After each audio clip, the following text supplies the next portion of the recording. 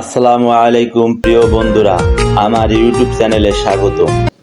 বারবার শুকনো কাশি হচ্ছে, রাতে ঘুমাতে পারছেন না, গলা জ্বালা করছে কিন্তু কফ বের হচ্ছে না।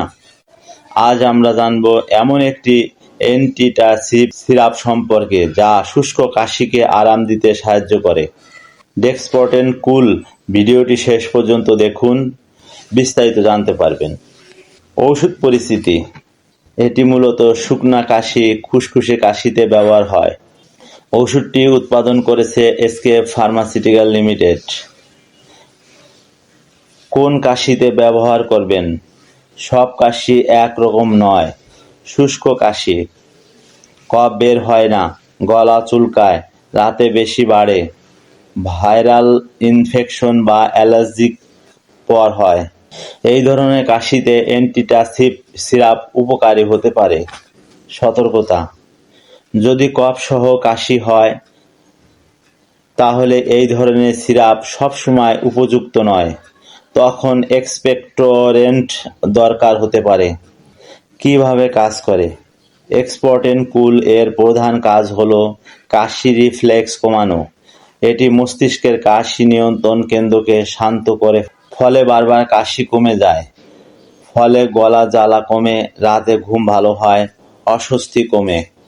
সেবনের নিয়ম: সাধারণভাবে প্রাপ্ত বয়স্কদের জন্য 1 থেকে 2 চামচ করে দিনে 2 থেকে 3 বার সেবন করতে হবে।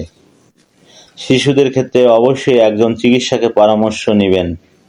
নিজে নিজে ডোজ বাড়াবেন না, অবশ্যই একজন চিকিৎসকের পরামর্শ অনুযায়ী সেবন করুন। কারা সতর্ক থাকবেন? এই সিরাপ সেবনের আগে সতর্ক থাকুন যদি আপনি গর্ভবতী হন, বুকের দুধ খাওয়ান, দীর্ঘমেয়াদী শ্বাসকষ্ট বা অ্যাজমা থাকে, অন্য কাশির ওষুধ খান। পার্শ্ব প্রতিক্রিয়া হিসেবে মাঝে মাঝে হতে পারে হালকা ঘুম ঘুম ভাব, মাথা ঘোরা, বমি বমি ভাব। অস্বাভাবিক কিছু হলে অবশ্যই চিকিৎসকের সাথে যোগাযোগ করুন। কখন ডাক্তার দেখাবেন? এই লক্ষণ থাকলে দেরি করবেন না। 5 দিনের বেশি কাশি, রক্তসহ কাশি, উচ্চ জ্বর, শ্বাসকষ্ট, তখন শুধুমাত্র সিরাপ খেয়ে বসে থাকবেন না। অতিরিক্ত পরামর্শ: কাশি কমাতে গরম পানি পান করুন, ধুলোবালি এড়িয়ে চলুন, ধূমপান বন্ধ করুন, বাষ্প নিন। ওষুধের পাশাপাশি জীবনযাত্রা পরিবর্তন জরুরি। সর্বশেষ বলবো, শুষ্ক কাশি ছোট সমস্যা হলেও দীর্ঘদিন থাকলে কষ্টকর হয়ে ওঠে।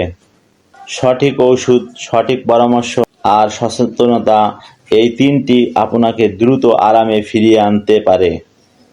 ভিডিওটি উপকারী মনে হলে লাইক দিন, শেয়ার করুন। নতুন নতুন স্বাস্থ্য বিষয়ক ভিডিও পেতে সাবস্ক্রাইব করুন। কোনো বিষয় জানতে কমেন্ট করুন। এই ছিল এক্সপোর্টেন কুল ওষুধ সম্পর্কে বিস্তারিত আলোচনা। শিশুদের নাগালে বাইরে রাখুন। ওষুধটি ক্রয় করার পূর্বে ডেট দেখে ক্রয় করুন। সুস্থ থাকুন, ভালো থাকুন। সবাইকে ধন্যবাদ। আর যারা কুফরি করবে ও আমার নির্দেশগুলোকে অস্বীকার করবে তারাই জাহান্নামী, সেখানে তারা চিরকাল থাকবে। সূরা আল বাকারা আয়াত 39।